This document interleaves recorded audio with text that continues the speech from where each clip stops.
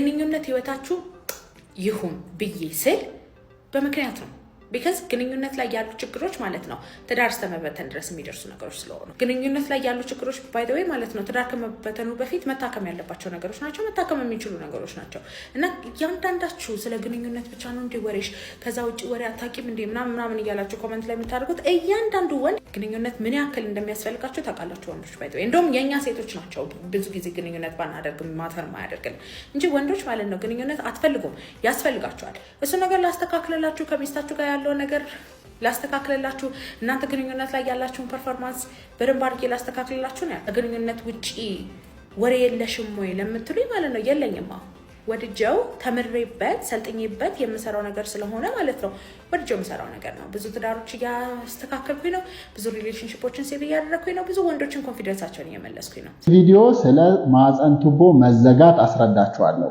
ወይም ደግሞ ፋሎፒያን ቲዩብ ብሎኬጅ ማለት ነው አንዲት ሴት ሁለት እንቁላል የምታመርትባቸው ኦቫሪ ወይም በአማርኛ እንቁልጥ የሚባሉ አሏት በየወሩ እንቁላል ከዛ ይለቀቃል ማለት ነው ያ የተለቀቀው እንቁላል ወደ ማህፀን ይደርስ ዘንድ ሁለት ቱቦዎች አሉ በግራና በቀኝ ማለት ነው እነዛን ቱቦዎች ፋሎፒያን ቲዩብ ወይም የማህፀን ቱቦ እንላቸዋለን ማለት ነው እነዚህ ቱቦዎች በተለያየ ምክንያት ይዘጋሉ ሲዘጉ ፋሎፒያን ቲዩብ ብሎኬጅ ወይም ደግሞ የማህፀን ቱቦ መዘጋት ይባላል ማለት ነው ይሄንን ብዙ ሰዎች ወይም ብዙ ሴቶች የምታውቁት መካንነት በማምጣት ወይም በመካንነት ምርመራ ጊዜ ነው ማለት ነው ስለዚህ ምን ያመጣዋል እንዴት ይታከማል እንዴት ይታወቃል የሚለውን ቪዲዮ አብራራላችኋለሁ እስከ መጨረሻው ተከታተሉኝ ለሌላኛውና ዋነኛ የፋሎፒያን ቲዩብ መዘጋት ወይም የማህፀን ቱቦ የሚዘጋው ነገር ኢንፌክሽን በተለይ ፔልቪክ ኢንፍላማቶሪ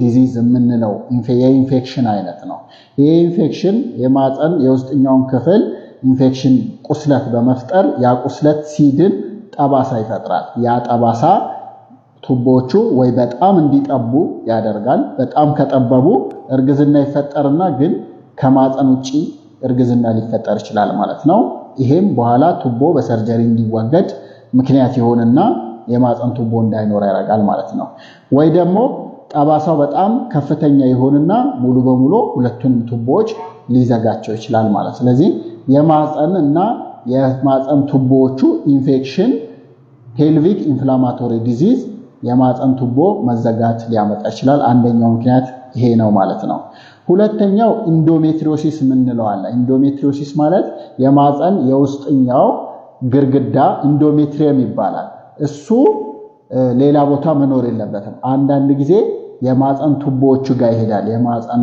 ውስጥ መኖር ያለበት የማህፀን ቱቦዎቹ ጋር ይሄድና ይበቅላል ሲበቅል የማህፀን ቱቦዎችን ይዘጋቸዋል ጠባሳም እንደዚሁ ደግሞ አዴዥን የምንለው አለ እንደዛ ፈጥሮ ቱቦዎችን ዘግቷቸው እንደዚሁ የማህፀን ቱቦ መዘጋት ያስከትላል ሁለተኛው ምክንያት ነው ማለት ነው በሶስተኛ ምክንያት በጣም የተለመዱ የአባላዘር በሽታዎች አሉ ጎኖሪያና ክላሚዲያ ይባላሉ እነዚህ የባክቴሪያ አይነቶች ናቸው በኢንተርኮርስ ወይም ደግሞ በግብረ ስጋ ግንኙነት ከሰው ወደ ሰው የሚተላለፉ ናቸው እነዚህ የማህፀን ቱቦዎችን ሄደው እንደዚሁ ጠባሳ ፈጥረው ሁለቱንም ቱቦዎች ሊዘጓቸው ወይም በጣም ሊያጠቧቸው ይችላሉ ማለት ነው ሶስተኛው ምክንያት የአባላዘር ኢንፌክሽን በተለይ ጎኖሪያና ክላሚዲያ የሚባሉት ናቸው ማለት ነው በአራተኛ ደረጃ ኢክቶፒክ ፕሬግናንሲ ወይም ደግሞ ከማህፀን ውጪ እርግዝና ከተፈጠረ የማህፀን ቱቦ መጥበብም ሆነ መዘጋት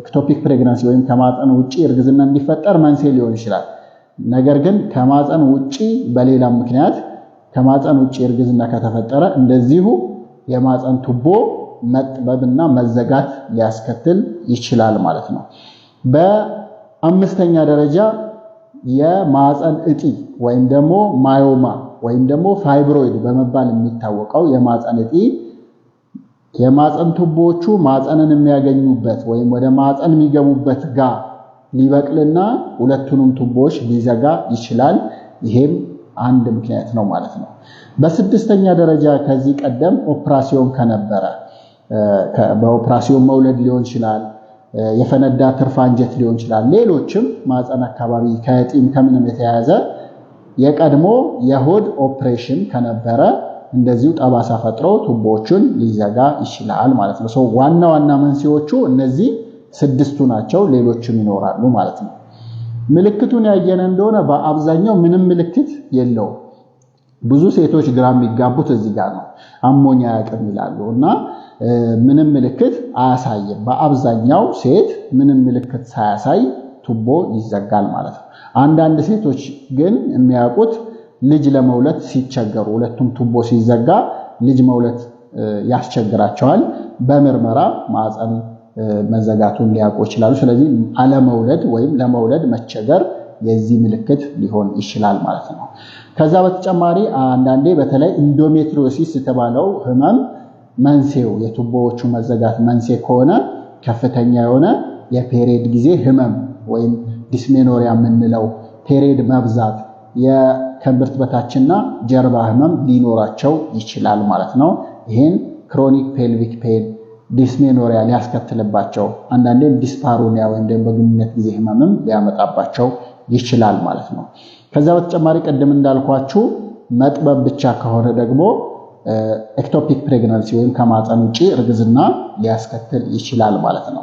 እንዴት ይታወቃል ከተባለ በምርመራ ነው። በዋናነት ይሄንን የማህፀን ቱቦ መዘጋትን ለማወቅ የሚደረገው ምርመራ ሂስተሮሳልፒንጎግራፊ ይባላል፣ ወይም ደግሞ የማህፀን ራጅ በማለት እናውቀዋለን። ከዚህ በፊት ስለ ማህፀን ራጅ የሰራሁትን ቪዲዮ ገብታችሁት ምንድነው? በማህፀን በኩል የሚሰጥ መድኃኒት ይኖራል። ከዛ እንደ ማንኛውም ራጅ የሆድ ራጅ ይነሳሉ። በዛ ቱቦዎቹ ክፍት ናቸው አይደለም የሚለው ይታወቃል ማለት ነው። ስለዚህ ቱቦዎቹ በዚህ መልኩ ይታወቃሉ። ከታወቀ በኋላ እንዴት ይታከማል ሊባል ይችላል።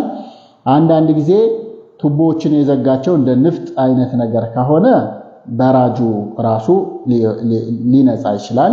በቀጣይ ወይ ሊያረግዙ ይችላሉ ከራጁ በኋላ፣ ወይ ደግሞ ክፍት ሊሆን ይችላል። ነገር ግን ለዚህ ተብሎ ራጅ አይነሳም። ሌላ ጊዜ ደግሞ ቀለል ያለ መጥበብ ከሆነና በጣም አስቸጋሪ ካልሆነ በላፓራስኮፒክ ሰርጀሪ ሊስተካከል ይችላል። ውሃ የቋጠረው ትንሽ ከሆነ ምናምን ማለት ነው። ከዛ ውጪ ግን በዋናነት ሁለቱም ቱቦዎች ከተዘጉ ስኬታማውና የተሻለው መንገድ አይቪኤፍ ወይም ደግሞ ኢንቪትሮ ፈርቲላይዜሽን በዘመናዊ መልኩ እንቁላልና ስፐርምን ላቦራቶሪ አገናኝቶ ጽንስ ከተፈጠረ በኋላ ማህፀን ላይ በማስቀመጥ ልጅ ብዙዎቹ ያገኛሉ ማለት ነው። ስለዚህ በአጭሩ ስለ ፋሎፒያን ቲዩብ መዘጋት ወይም ፋሎፒያን ቲዩብ ብሎኬጅ ይሄን ይመስላል። ላይክ ሼር ማድረጋችሁን አትርሱ። በጣም ብዙ ወንዶችና ሴቶች በተለይ ወጣቶች በማስተርቤሽን ሱስ ወይም ደግሞ ግለ ወሲብ በምንለው ወይም ሴጋ በምንለው ሱስ በአሁኑ ሰዓት ላይ በጣም ብዙዎቹ ተይዘዋል ማለት ነው። እንግዲህ ብዙ ወንዶች 97% ያህል ወንዶች የሆነ ሰዓት ላይ ግለ ወሲብ እንደሚፈጽሙ ከዚህ በቀደም በሰራሁት ቪዲዮ ገልጬላችኋለሁ። ነገር ግን የተወሰኑት ላይ ወደ ሱስነት ደረጃ ይደርስባቸዋል ማለት ነው። ሱስ ምንድነው የሚለውን ገብታችሁ ቼክ አድርጉ። ወደ ሱስነት ደረጃ ከደረሰ የግለ ወሲብ ወይም ደግሞ የማስተርቤሽን ወይም ደግሞ ራስን በራስ ማርካት ሱስነት ደረጃ ለገባችሁ ሰዎች እነዚህን 6 ቴክኒኮች ብትጠቀሙ በጣም ይረዳችኋል ከሱሳችሁ ለመውጣት።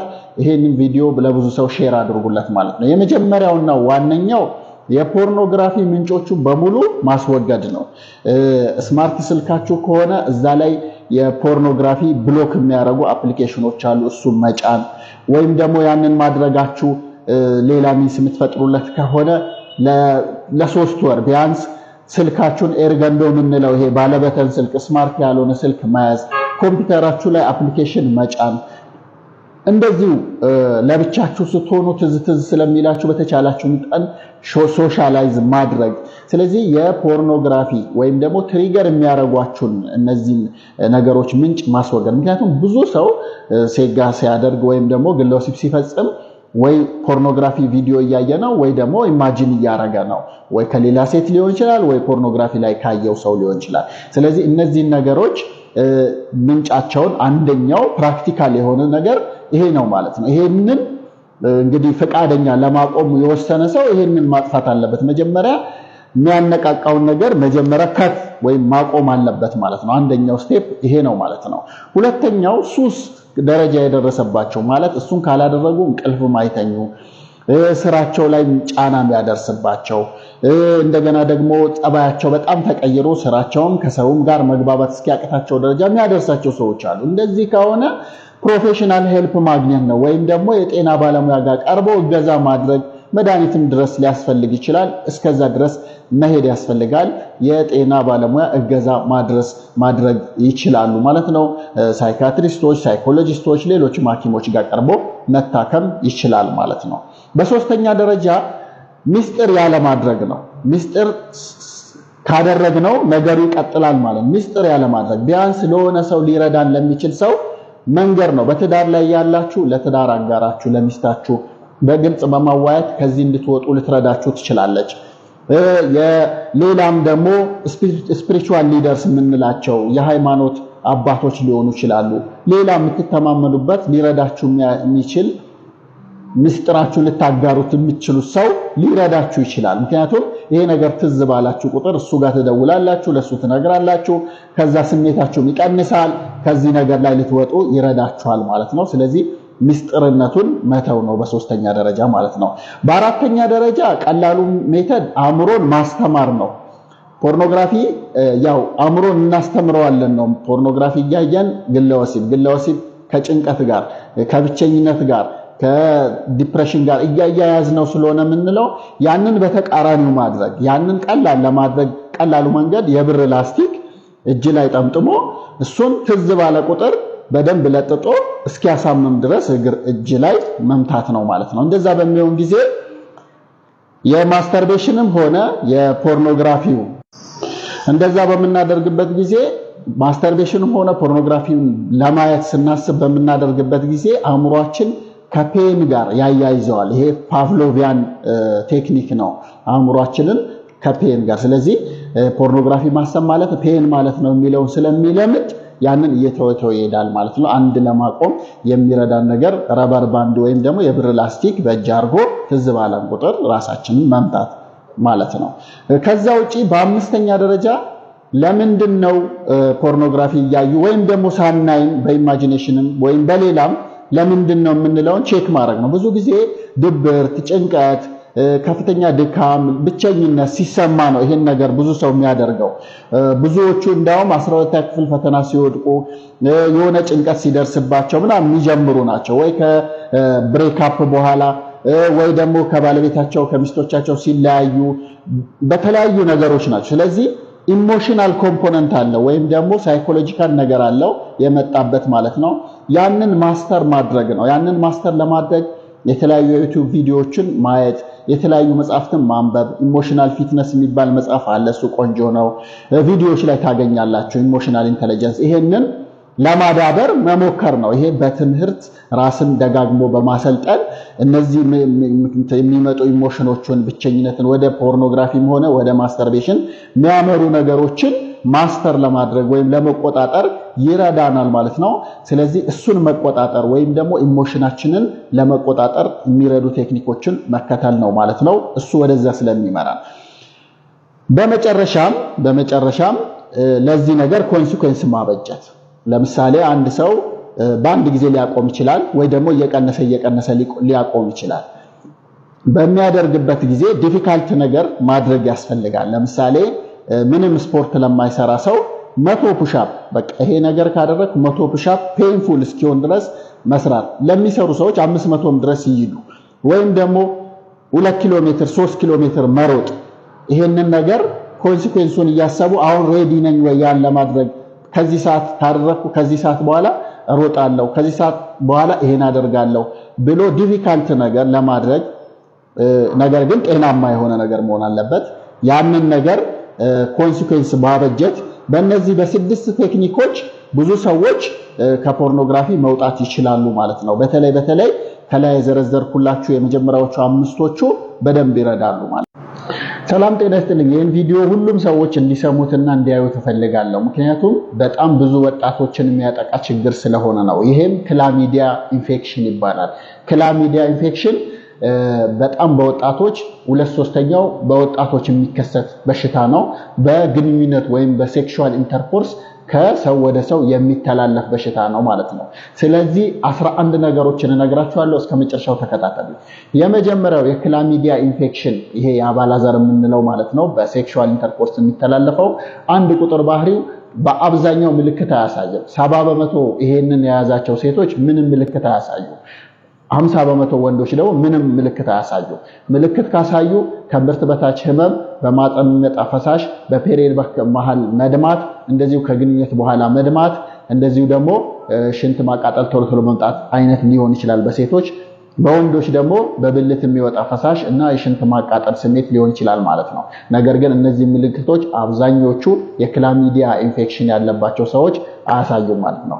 በሁለተኛ ደረጃ ክላሚዲያ በዓለማችን ቁጥር 1 የአባላዘር በሽታ ነው። ቁጥር 1 በቃ አንድ ቁጥር ላይ የተቀመጠው የአባላዘር በሽታ በዓለማችን ክላሚዲያ ይባላል። ክላሚዲያ የባክቴሪያ አይነት ኢንፌክሽን ነው ማለት ነው። ይሄ ነው ማለት ነው ሁለተኛ ባህሪ።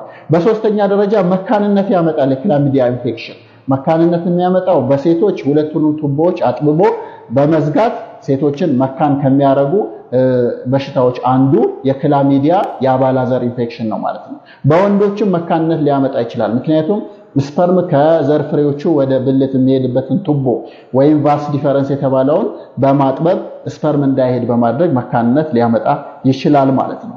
በአራተኛ ደረጃ የዚህ በኢንፌክሽን ሌላው ችግሩ የሴቶችን የማፀን ቱቦ በማጥበብ እርግዝና ከተፈጠረ እርግዝናው ከማፀን ውጪ እንዲሆን ወይም ደግሞ ኢክቶፒክ ፕሬግናንሲ እንዲመጣ ሊያደርግ ይችላል ማለት ነው።